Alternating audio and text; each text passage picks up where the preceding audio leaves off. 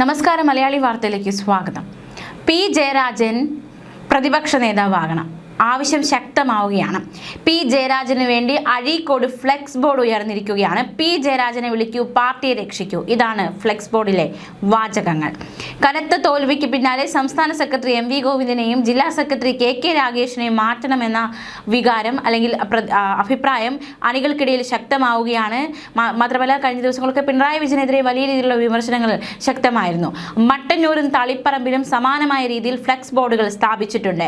കോളയാട് സ്ഥാപിച്ച ഫ്ലെക്സിൽ Pinarayi വിജയനെയും M V ഗോവിന്ദനെയും മാറ്റണമെന്നും M സ്വരാജനും P ജയരാജനും പിന്തുണ പ്രഖ്യാപിച്ചുമാണ് ഫ്ലെക്സ് സ്ഥാപിച്ചത്.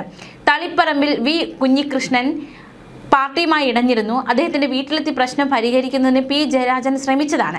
സമൂഹ മാധ്യമങ്ങളുടെ നേതൃത്വത്തിനെതിരെ ശക്തമായ വികാരമാണ് ഇപ്പോൾ ഉയരുന്നത്. വലിയ രീതിയിലുള്ള ഒരു ആക്രോശം പാർട്ടിയെ തോൽപ്പിച്ചത് അല്ലെങ്കിൽ പാർട്ടിയെ ഇത്തരത്തിൽ പരാജയപ്പെടാൻ കാരണം നേതൃത്വം തന്നെയാണ് എന്ന അണികൾക്കിടയിൽ വലിയ രീതിയിലുള്ള വിമർശനങ്ങൾ ശക്തമാകുന്നു. നേരത്തെ അവിടെ ഇവിടെ ഉണ്ടായിരുന്ന ചെറിയ ചെറിയ വിമർശനങ്ങൾ ഇപ്പോൾ ഒരു വലിയൊരു ഭൂകമ്പമായി മാറിയിരിക്കുകയാണ്. CPM ഒരിക്കലും തോറ്റിട്ടില്ലാത്ത പയ്യന്നൂരിൽ ഉൾപ്പെടെ വൻ തോൽവിയാണ് ഏറ്റുവാങ്ങേണ്ടി വന്നത്. ഇതെല്ലാം വലിയ രീതിയിലുള്ള അസ്വസ്ഥത അണികൾക്കിടയിൽ സൃഷ്ടിച്ചിരിക്കുകയാണ്. നേതൃത്വത്തിനെതിരെ പാർട്ടി അണികൾ തിരിയാൻ ഇതും ഒരു കാരണമായി മാറിയിരിക്കുകയാണ്. CPM പ്രവർത്തകർ വോട്ട് മാറ്റി ചെയ്തത് കൊണ്ടാണ് തളിപ്പറമ്പിലും പയ്യന്നൂരും UDF സ്വതന്ത്ര സ്ഥാനാർത്ഥികൾ ജയിച്ചത് എന്ന പ്രാഥമിക വിലയിരുത്തലിൽ കൂടി പാർട്ടി എത്തിയിരിക്കുകയാണ്. എന്നാലും പിണറായിയുടെ സ്വന്തം മണ്ഡലമായ ധർമ്മടത്തും ഫ്ലെക്സ് ബോർഡ്, അതും പി ജയരാജനായിട്ടാണ് ഫ്ലെക്സ് ബോർഡ് സ്ഥാപിച്ചിരിക്കുന്നത്. കടമ്പൂർ ആടൂരിലാണ് ബോർഡ്. പി ജയരാജനെ വിളിക്കൂ, പാർട്ടിയെ രക്ഷിക്കൂ എന്നുള്ള ഈ ഒരു ബോർഡ് അത് വലിയ രീതിയിലുള്ള ഗൗരവകരമായിട്ടുള്ള വിഷയമായി മാറിയിരിക്കുകയാണ്. പ്രതിപക്ഷ നേതാവായി പി ജയരാജൻ എത്തുമോ, അത്തരത്തിലുള്ളൊരു തീരുമാനത്തിലേക്ക് കാര്യങ്ങൾ കടക്കുമോ എന്നതും രാഷ്ട്രീയ കേരളം ഉറ്റുനോക്കുകയാണ്. പി ജയരാജന്റെ ഫേസ്ബുക്ക് കുറിപ്പിലെ വാചകവും ബോർഡിലുണ്ട്. തിരഞ്ഞെടുപ്പ് തോൽവിക്ക് പിന്നാലെ പാർട്ടി പ്രവർത്തകർ തന്നെ പരസ്യമായി പിണറായിയെ വിമർശിച്ചിരുന്നു. ഇന്നിപ്പോൾ പ്രതിപക്ഷ നേതാവ് സ്ഥാനത്ത് പിണറായി വിജയൻ വേണ്ടെന്ന നിലപാട് CPI എടുത്തിട്ടുണ്ട്. CPI നേതൃയോഗത്തിൽ നേതാക്കൾ ഇത്തരത്തിലുള്ള അഭിപ്രായം മുന്നോട്ട് വെച്ചുവെന്നാണ് മനസ്സിലാക്കാൻ സാധിക്കുന്നത്. പ്രതിപക്ഷ നേതൃസ്ഥാനത്തേക്ക് പുതിയ ആൾ വരണമെന്നും പിണറായി ശൈലി തോൽവിക്ക് ആക്കം കൂട്ടിയെന്നുമാണ് CPM ഉയർത്തുന്ന വിമർശനം. എന്നാലും പ്രതിപക്ഷ നേതാവാകാൻ പിണറായിക്ക് സാധ്യതയുണ്ടെങ്കിൽ പോലും അതിന് വലിയ രീതിയിലുള്ള ഒരു എതിർപ്പ് പാർട്ടിക്കുള്ളിൽ തന്നെയുണ്ട്. ആ എതിർപ്പുകളെ അതിജീവിച്ച് പിണറായി വിജയൻ പ്രതിപക്ഷ നേതാവാകുമോ എന്നതാണ് ചോദ്യം. 10 വർഷത്തെ ഭരണത്തിന് ശേഷം പിണറായി വിജയൻ പ്രതിപക്ഷ നേതൃസ്ഥാനം ഏറ്റെടുക്കുമോ, അതും ഒരു ചോദ്യം തന്നെയാണ്. അദ്ദേഹം മാറിക്കൊടുക്കുമോ, ഏറ്റെടുക്കാൻ തയ്യാറാണോ, അതും ഒരു ചോദ്യമായി തന്നെ നിലനിൽക്കുകയാണ്. തിരഞ്ഞെടുപ്പിൽ കനത്ത തിരിച്ചടി നേരിട്ട ശേഷം ഈ സ്ഥാനം ഏറ്റെടുക്കുമോ എന്ന കാര്യത്തിൽ ഒരു വ്യക്തത ഇല്ല. ഇപ്പോൾ അദ്ദേഹം പറയുകയാണ് തനിക്ക് താല്പര്യമില്ല, താൻ പ്രതിപക്ഷ നേതാവാകാൻ ആഗ്രഹിക്കുന്നില്ല എന്ന് പറഞ്ഞ് താല്പര്യക്കുറവ് അറിയിച്ചാൽ മാത്രമേ മറ്റൊരാളെ ഇതിനായി പരിഗണിക്കൂ. ഇല്ലെങ്കിൽ KN ബാലഗോപാലിനെ ആവും പ്രതിപക്ഷ നേതാവായി പരിഗണിക്കുക. എന്തായാലും പ്രതിപക്ഷത്തെ നയിക്കേണ്ടത് കരുത്തനായ ഒരു നേതാവായിരിക്കണം. അങ്ങനെയെങ്കിൽ പിണറായി തന്നെ പ്രതിപക്ഷ നേതാവാകാൻ സാധ്യതയുണ്ട്. എന്തായാലും കണ്ടു തന്നെ അറിയാം എന്താണ് സംഭവിക്കാൻ പോകുന്നതെന്ന്. അതേസമയം പിണറായി MLA സ്ഥാനം രാജിവെക്കണമെന്ന ഒരു വെല്ലുവിളിയുമായി KK രമ രംഗത്ത് വന്നിരിക്കുകയാണ്. എന്താണ് KK രമ പറഞ്ഞതെന്ന് വിശദമായി നോക്കാം. തിരഞ്ഞെടുപ്പിലെ കനത്ത പരാജയത്തിന്റെ ധാർമ്മിക ഉത്തരവാദിത്തം ഏറ്റെടുത്ത് പിണറായി വിജയൻ MLA സ്ഥാനം രാജിവെക്കുകയാണ് വേണ്ടതെന്ന വെല്ലുവിളിയാണ് RMP നേതാവും വടകര MLA-യുമായ KK രമ വെല്ലുവിളിച്ചിരിക്കുന്നത്. അദ്ദേഹം MLA ആയി ജയിച്ചതേ ഉള്ളൂ, നിയമസഭയിലോട്ട് കാലെടുത്ത് വയ്ക്കുക പോലും ചെയ്തില്ല. അതിന് മുന്നേ തന്നെ അദ്ദേഹം MLA സ്ഥാനം രാജിവെക്കണമെന്ന ഒരു വെല്ലുവിളി ഉയർത്തിയിരിക്കുകയാണ് KK രമ. RMPയിൽ ആലോചിച്ച ശേഷം മാത്രമേ മന്ത്രിസ്ഥാനം സംബന്ധിച്ച് തീരുമാനം എടുക്കുകയുള്ളൂ എന്നും മന്ത്രി ചർച്ചകളുമായി ബന്ധപ്പെട്ടുള്ള വിഷയത്തിൽ അവർ പ്രതികരിക്കുകയുണ്ടായി. മുഖ്യമന്ത്രിയെ കോൺഗ്രസ് തീരുമാനിക്കും. വടകരയിൽ നൽകിയ പിന്തുണയ്ക്ക് നന്ദി അറിയിക്കാൻ മുസ്ലിം ലീഗ് സംസ്ഥാന അധ്യക്ഷൻ പാണക്കാട് സാദിഖ് അലി ശിഹാബ് തങ്ങളെ കണ്ട ശേഷം മാധ്യമങ്ങളോട് സംസാരിക്കവെയാണ് ഇത്തരത്തിലുള്ള പ്രതികരണം KK രമ നടത്തിയത്. രക്തസാക്ഷി ഗ്രാമങ്ങളും CPM-ന്റെ ശക്തി കേന്ദ്രങ്ങളുമായ കയ്യൂരും കരിവെള്ളൂരും ഉൾപ്പെടെയുള്ള ഗ്രാമങ്ങളിൽ പാർട്ടിക്ക് അടിപതറിയെന്നും KK രമ വിമർശിച്ചു.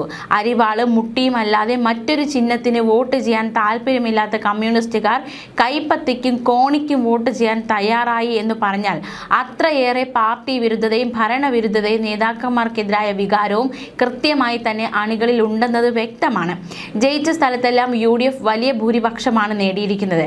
LDF ജയിച്ച സീറ്റുകളിലാകട്ടെ ചെറിയ ഭൂരിപക്ഷം.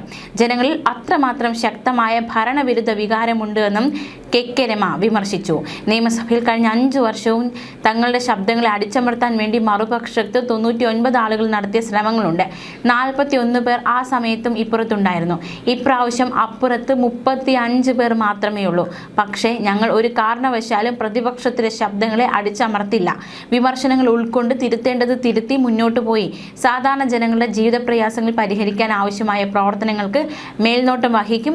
അതിന് UDF നേതൃത്വം തയ്യാറാകുമെന്ന് തന്നെയാണ് തന്റെ വിശ്വാസമെന്നും KK രമ വ്യക്തമാക്കി. കഴിഞ്ഞ 5 വർഷം പ്രതിപക്ഷ ശബ്ദം അടിച്ചമർത്താനാണ് LDF ശ്രമിച്ചത്. UDF അങ്ങനെ ചെയ്യില്ല എന്നാണ് KK രമയുടെ അവകാശവാദം. പ്രതിപക്ഷ വിമർശനങ്ങൾ UDF കേൾക്കുമെന്നും അതനുസരിച്ച് പ്രവർത്തിക്കുമെന്നും KK രമ വ്യക്തമാക്കുന്നു. പിണറായിക്ക് പ്രതിപക്ഷ നേതാവ് ആവുകയല്ലാതെ വേറെ ഒന്നും ചെയ്യാൻ കഴിയില്ലല്ലോ.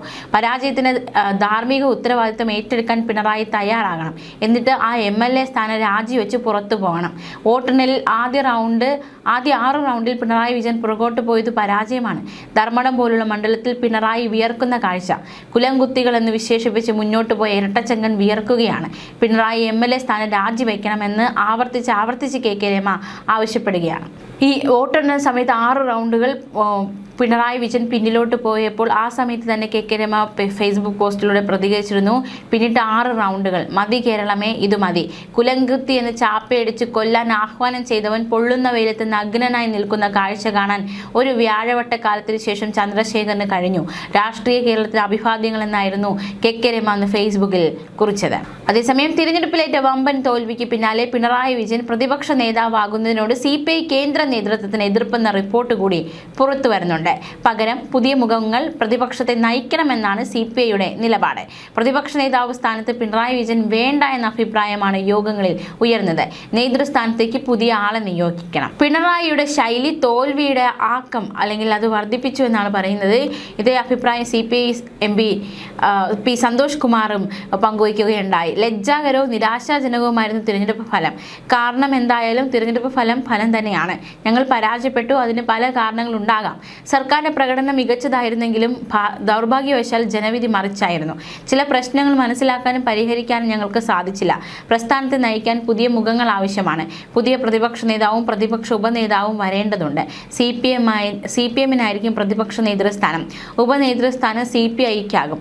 ഭാവിയിലേക്ക് കൃത്യമായ ആസൂത്രണത്തോടെ പ്രവർത്തിക്കേണ്ടതുണ്ടെന്നും സന്തോഷ് കുമാർ പ്രതികരിച്ചു. ഇത്രത്തോളം വലിയ തോൽവി പ്രതീക്ഷിച്ചിരുന്നില്ല എന്നായിരുന്നു CPI സംസ്ഥാന സെക്രട്ടറി ബിനോയ് വിശ്വത്തിന്റെ പ്രതികരണം. ഇതൊരു പരാജയമാണ്, അതിന് വേറൊരു പേരില്ല. അങ്ങനെ സംഭവിച്ചാൽ കമ്മ്യൂണിസ്റ്റ് പാർട്ടിയും ഇടതുപക്ഷവും കളമൊഴിഞ്ഞു പോകുന്നില്ല, മാറത്തടിച്ച് നിലവിളിക്കാനും പോകുന്നില്ല. ഞങ്ങൾ അതിൽ നിന്ന് പാഠങ്ങൾ പഠിക്കും, എവിടെയാണ് വീഴ്ചയുണ്ടായതെന്ന് പരിശോധിക്കും, മാറ്റങ്ങൾ വരുത്തും, തിരുത്തലുകൾ വരുത്തും. അതേസമയം പ്രതിപക്ഷ നേതൃസ്ഥാനത്തേക്ക് CPI സംസ്ഥാന സെക്രട്ടേറിയറ്റിൽ പിണറായി വിജയന് പൂർണ്ണ പിന്തുണയാണ് കിട്ടിയത്. പരാജയത്തിന്റെ പേരിൽ ഒഴിഞ്ഞു നിൽക്കേണ്ട കാര്യമില്ലെന്നും ഒളിച്ചോട്ടമായി വ്യാഖ്യാനിക്കപ്പെടാൻ സാധ്യതയുണ്ടെന്നും അഭിപ്രായം ശക്തമായി. പിണറായിക്ക് താല്പര്യമില്ലെങ്കിൽ മറ്റൊരു പേര് പരിഗണിക്കും. പ്രതിപക്ഷ ഉപനേതാവായി KN ബാലഗോപാൽ വരാനും സാധ്യതയുണ്ട്.